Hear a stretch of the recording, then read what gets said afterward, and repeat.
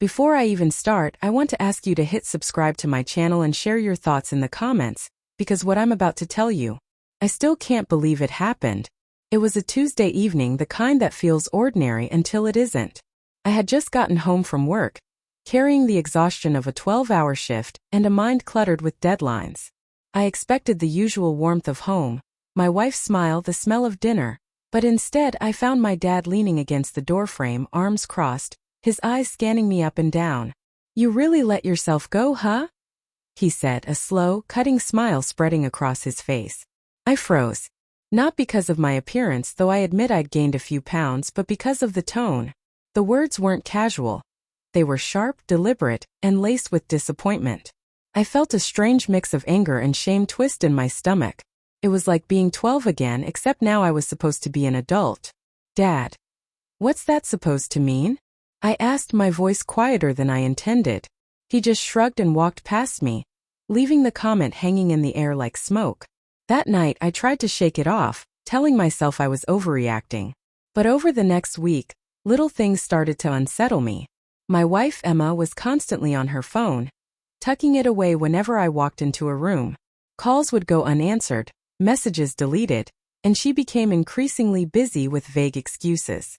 At first, I blamed work stress, my own paranoia, anything to avoid facing the creeping suspicion gnawing at me. Then came the hidden signs. A screenshot I accidentally saw on her tablet. A message from someone named M that made my stomach sink. Not explicit, just intimate enough to feel wrong. "Wish you were here," it read. And though I told myself it could be innocent, the growing pit in my chest told me otherwise. I started questioning myself. Had I done something to push her away? Was I missing signs?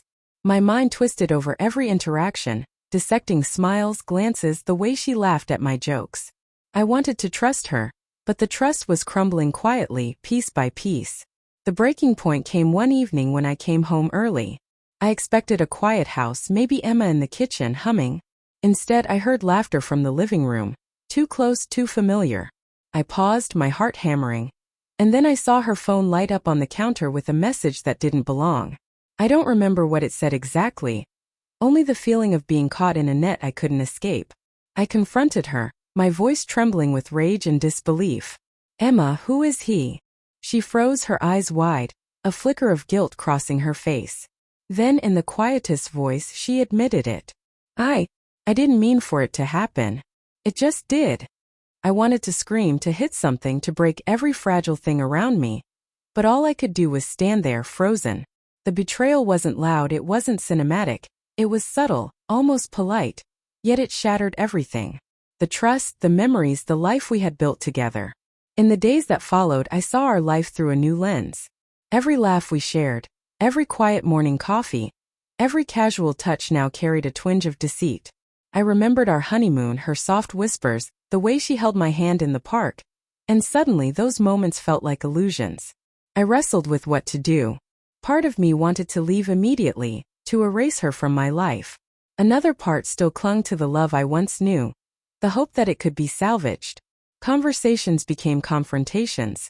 Apologies were whispered, then swallowed. I realized she wasn't a villain, not entirely.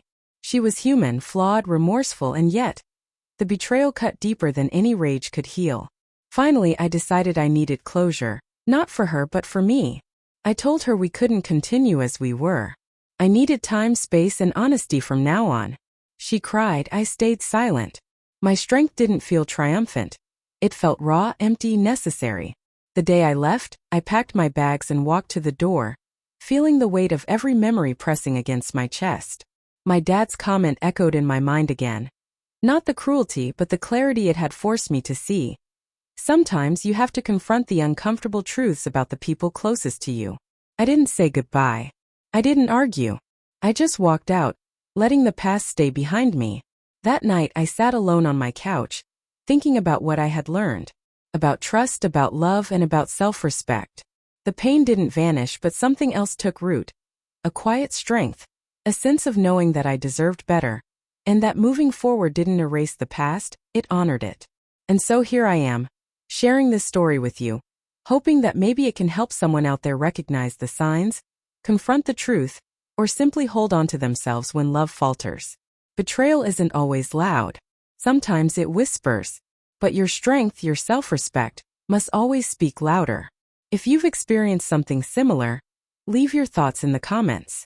I'd love to hear your story. And if you haven't yet, don't forget to subscribe. There are more stories here. Real, raw, and human, because we all deserve to feel seen, even in the darkest moments.